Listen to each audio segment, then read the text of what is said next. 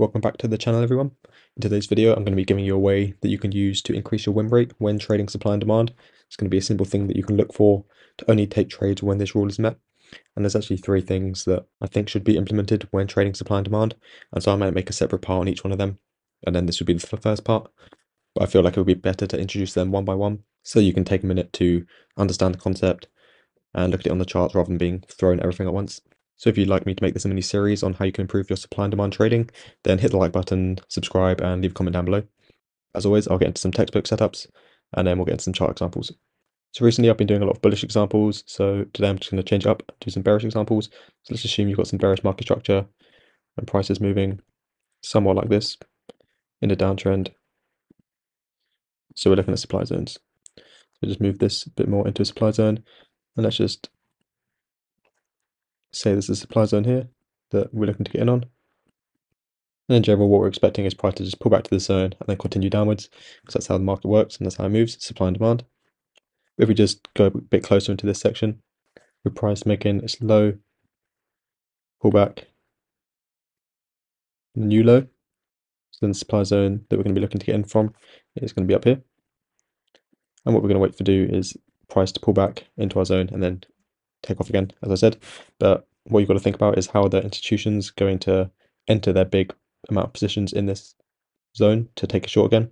Because of obviously a problem that they face that we don't is liquidity, and there might not be enough buyers that want to buy for them to sell.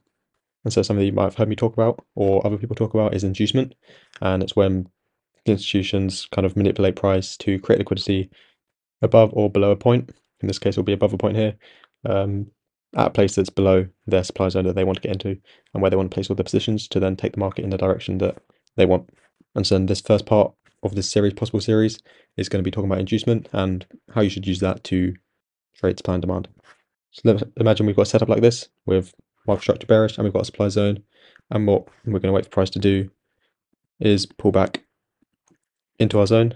But what we don't want to do is just place sell limit here and stop us above here, because price could reverse and price could just shoot up through our zone and then change to being bullish. Could do that. What we could also do is take out liquidity above this high. So it could just take out our zone and then push down, because the market will do what it wants to do and it won't always do what you expect it to do. Otherwise we'd all be millionaires. So something that you can do to avoid these trades, obviously you'll get less entries, but the entries will have a high win rate, and so overall you should be more profitable. So then what you're going to want to do is wait for some inducement below your zone before you set the limits. And this is more time consuming, so obviously you've got to think about that. Is it going to be worth it for you to spend more time in the markets? If you work a 9 to 5, you might not have the time, and you might be trading on the higher time frames just to have some more freedom. But ultimately that's up to you to decide. I'm just giving you something that you can look at and consider and test out for yourself to see if it does help you make more money. So there's going to be a few different types of inducement that you can have. Obviously some of them will have more power, some of them less power, but all of them are still going to be called inducement, and that should tick the box for your rules to then place your sell limit or buy limit if it's a demand zone. The first thing that could happen is you could have a weak low form. You could have price come back just below your zone, push down a bit, so people might think you're going bearish, and a lot of people, retail traders and people that just don't trade supply and demand, will think we're going short and they might try and sell, and they're going to place their stop loss above this high because it looks like a nice pattern, that good place to place your stop loss, as I'm sure you know that's what you used to do when there was a retail trader. Just place your stop loss above highs and lows because you don't think they'll get taken out. But actually this is some inducement for the institutions to be able to place their larger amount of orders in their zone. So then price would take out this liquidity above this weak high, push into the zone, and then continue down. So that's the first type of inducement that you could see. Second type is going to be a bit more powerful, and it's going to be equal highs or equal lows in the demand zone. So what you can see is the same thing, a weak low form, but then price could push up to the same place, which will trap retail traders into thinking that there's a double top, so they want to go short, place your stop loss above the highs of the double top, which will then later get taken out by the institutions before price pushes down again. So price could either break this low or just come in within it, push into your zone, and then push down. So that's the second type of inducement you can see, double tops, equal highs, what we call them, or equal lows, obviously. And that's going to be a really nice confirmation for you to then be able to place your sell limits. And even if you trade confirmation entries, so you're not trading straight from the zone, it gives you more confirmation that this zone will hold, because the fact there's inducement below a supply zone means that the institutions are probably going to get in from that zone. So then if you see price push in, and then on the lower time frame, you get your confirmation, then you got even more confirmation. And then the third type of inducement you can see is similar to this, but just when it's not equal highs or lows, but more trendline liquidity.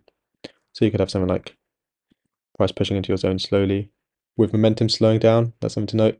So you can see these getting smaller with the momentum slowing down is something else to note. If you see the momentum slowing down before your zone, then a lot of retail traders will think the price is going to slow down and then change direction. But then what happens before this is you get the liquidity grab of the range and then price pushes down. You get something like this, price push up and then down. And obviously you could have it in the other direction. So you could have the trend line going down below your zone. Something like this, price pushes up, makes the initial weak high, pushes down, then makes a lower weak high. It does something like this. It consolidates, gets smaller, and then pushes up and pushes down. So it's kind of similar to the other one, but something to look out for. So to summarize the three types of inducement that you can look for, first one going to be weak highs and lows, second one going to be equal highs and lows, and the third one going to be trendline liquidity or momentum slowing down before your zone. And probably the biggest issue that you're going to have with this is patience, because obviously when you see a supply or demand zone, you might just want to enter straight from it, get in the trade, and then not think about it. But the extra bit of effort that you can put in, looking for inducement and being patient, waiting for the good setups and dismissing any setups that don't give you the signs is going to help you take higher probability trades, which are going to be more profitable in the long run. Then for this chart example, I'm just going to be looking a bit at GBP USD on the 4-hour time frame, and then I'll give some examples of somehow that I used this in the past on one of my trades that I took, and also a trade that I'm looking at in the future that has something like this.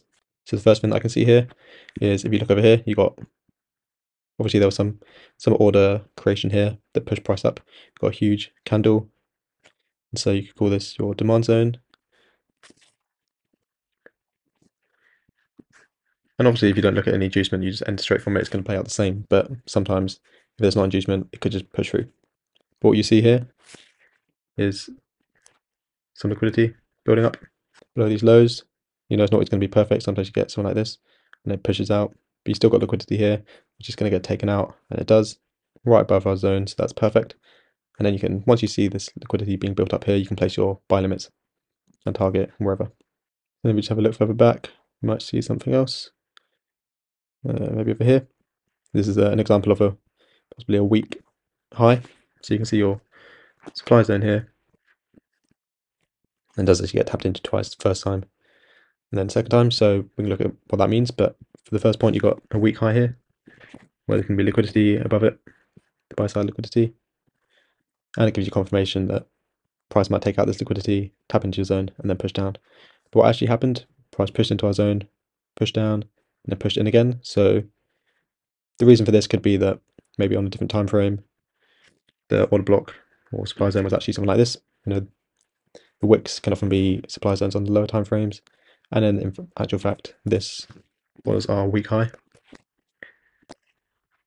and this is going to be our place with some buy side liquidity above it. And as you can see, gets taken out by this candle, and then price sells off. Okay, so these are just two examples on GBP USD. So you got the weak high here. It's one of the inducement examples. And up here you got some trendline liquidity. Both of them played out nicely. And these are just some examples that hopefully you can learn from. And then now I'm going to get into some real examples of stuff I'm using to actually trade with. So the first one is going to be on USD JPY, which is a trade I took. And a zone that I sent to the Discord group. So if you're not part of that, you're missing out. But what I saw over here, again, not as clear really, but you can see some inducement here in the form of equal lows. There's going to be some sell side liquidity below these lows. And even if you just saw price come down and push up, this would be your first weak low. And then when it gets another equal low from this candle close, you get some confirmed inducement, and then you can place your buy limit and take the trade upwards. It played out very nicely. You know, inducement created, equal lows, price took out the liquidity into our zone, and then took off. Obviously using other confluences such as order flow and market structure shifts, but one of the key things was inducement, as it helped me take a trade with higher probability of playing out. So always gives you extra confidence as well that you're doing the right thing, and it allows you to just sit back and let the trade play out. This was a trade I took in the past, and something I'm looking at the moment is on CAD JPY. So if we look at this on the 8-hour, actually, you can see there's a demand zone here, price push down, push up, and you get this weak low here. So what's happened here, price has pushed down, created a weak low, pushed back up a bit, and then pushed into the zone and taken off. So the sell side liquidity below this weak low. And I didn't take a trade from this 8-hour demand zone. What it has done for me is given me confidence that the market is going to continue bullish. So when I went into the lower time frame, it gives me confidence that the order flow should continue. And there's a nice demand zone here that I will look to enter from. Maybe looking for some inducement. Again, that'd be nice. And then when there's some inducement, I can place my limits and get into the trade. But also a way you could use this, if you don't have time to always look for inducement in the trade you're taking, the fact that there was inducement here before the push into this zone and then price pushed up again gives you confidence in this trade. So you could in fact just place your limits from this zone. That's going to be all for this part of the series. Hope you found it useful, and if you have, make sure to leave a like and subscribe, and I'll get the rest of the series out soon. Thanks for watching, and I'll see you next time.